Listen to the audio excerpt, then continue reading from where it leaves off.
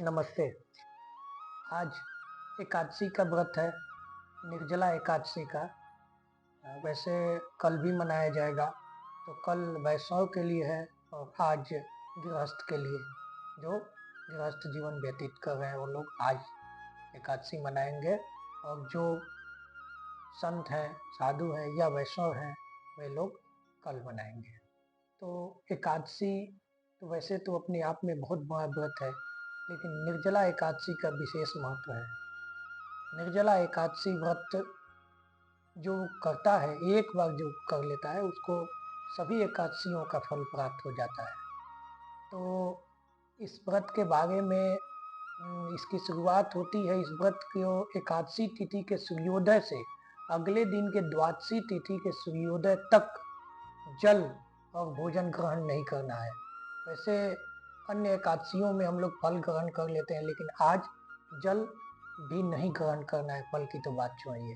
एकादशी के दिन प्रातः काल स्नान कर लेना है, उसके बाद भगवान विष्णु का विधि विधान से पूजा करना है और ओम नमो भगवते वासुदेवाय मंत्र का जाप करना है, या आपको जो वैष्णव मंत्र मिला है उसका जाप करना है। इस दिन बड़े भक्ति भाव से इनकी कथा सुननी है और भगवान का कीर्तन करना है। व्रत जो कर रहा है उनको चाहिए कि वह जल से भरे कलश और सफेद वस्त्र को उस पर चढ़ाकर ढक कर रखे और उस पर चीनी तथा दक्षिणा रखकर किसी ब्राह्मण को दान दे। ये अगले दिन होता है, द्वादशी को।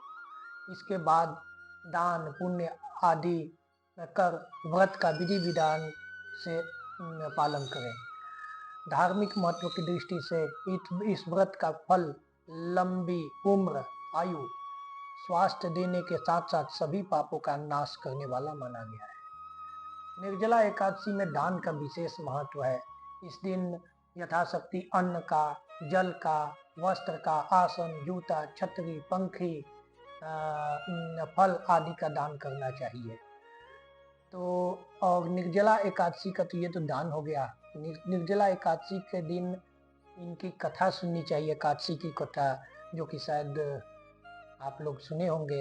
इसको मैं पुनः दोबारा रिपीट करता हूँ। महाभारत, सबसे पहले महाभारत के समय में एक बार पांडु पुत्र भीम को आप लोग जानते होंगे, भीम जी ने महर्षि वेद व्यास से पूछा। दरअसल भीमसेन जो भीम थे वो भूखे नहीं रह पाते थे, ज्यादा खाते थे और उनसे भूख सहन नहीं होता था।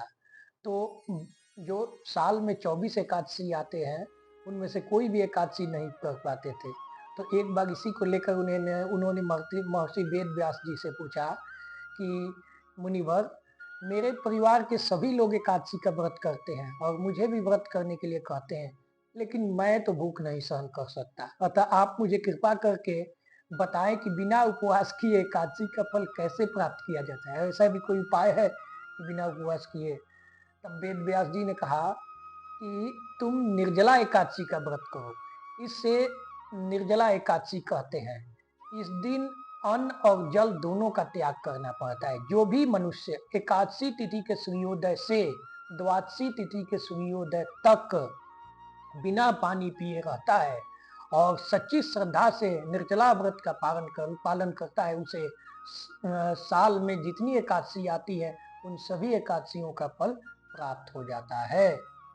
वेद व्यास जी का वचन सुना तो भीमसेन ने कहा कि ठीक है, तब मैं निर्जला एकादशी का व्रत करूंगा, और उन्होंने व्रत किया।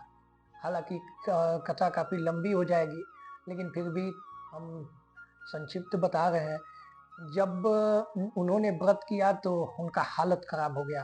भीमसेन खाने पीने वाले थे, काफी बलशाली थे, तो उनको थोड़ा भूख बहुत ज्यादा लगता था।